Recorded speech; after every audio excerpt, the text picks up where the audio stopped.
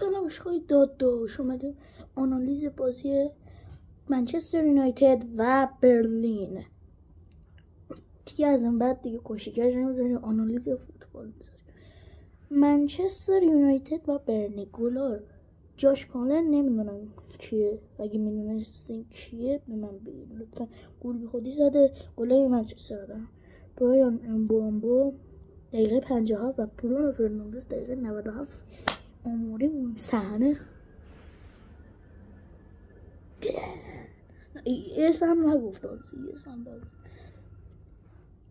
فاستر نمیدونم چطور بازیکن برلین رو نمیشناسم من، چون برلین آخه کی میره دنبال کنه برلین؟ فقط تو برلین واکر رو میشناسم و جیدون آنتونی.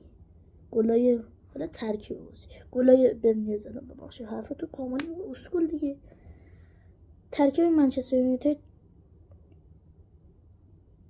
3-4-2-1 آین بایندر، لوکشاو، دلیخ و لنینو رو دیگو در خط دفاع، دیگو دالا، برونو فرناندز، کاسمیرو نمیدونم به خدا اینو نمیدونم، آدامو تو نمیدونم به خدا بذار ببینم ایشون بازیکن کیه؟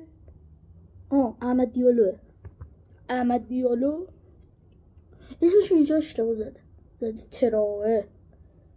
ببخشید دوستان میکنم. میسن ماونت، برایان امبوامبو و ماتیوس کونیا مصدوم شد. به جا ششکو زکسی اومد، بعد ماونت رفت بیرون، کاسمیرو رفت بیرون. حالا بازیکنه ترکیب برلی همون 4-2-3-1.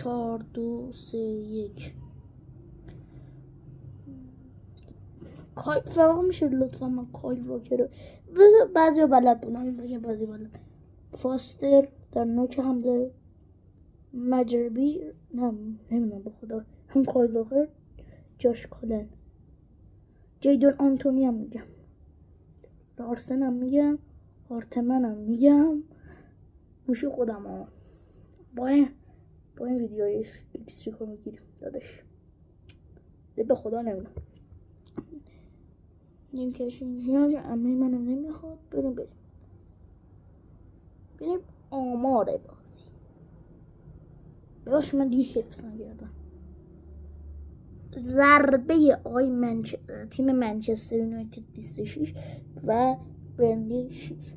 ضربه تو چارچوب 6 تا 26 تا شوت زدن، تازه 6 تاش توی چارچوب بوده.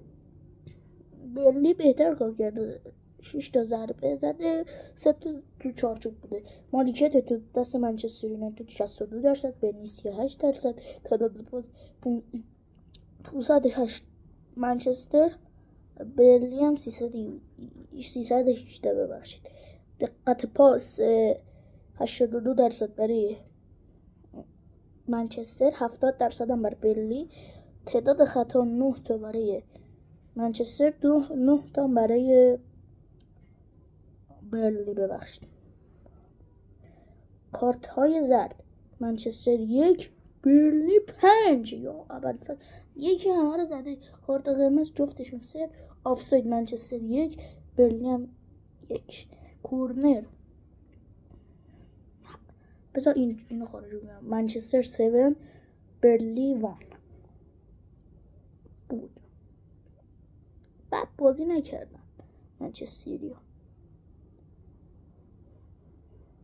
بازی قبل 5 تا مسابقه آخر 3 تاشو منچستر برده، 2 تاشو تساوی شده، برنلی هم هیچ برد. یکیش 1-1 شده، یکیش 1-0.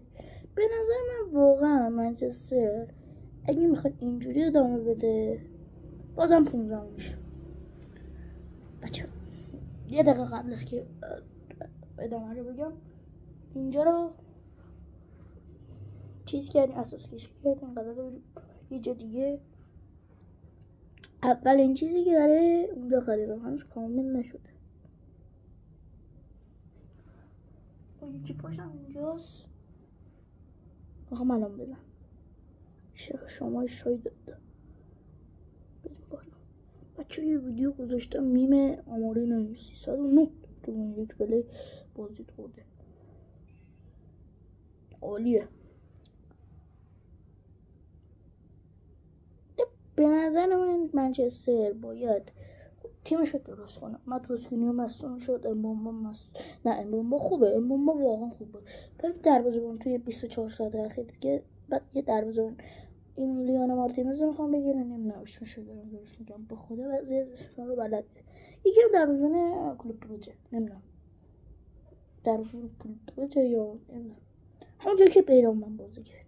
کلوب بروژ نیستش ولی یه چیزیه.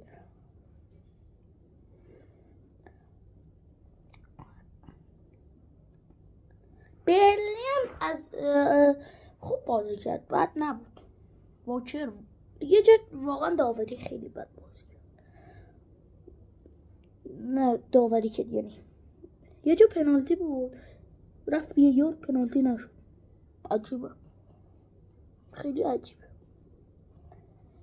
خیلی ها پنالتی نگرفت، خیلی چیزا پنالتی بود.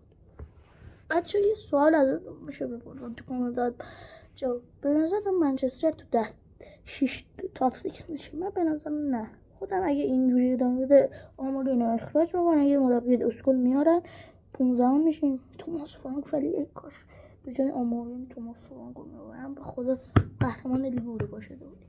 تا ویدیوی بعد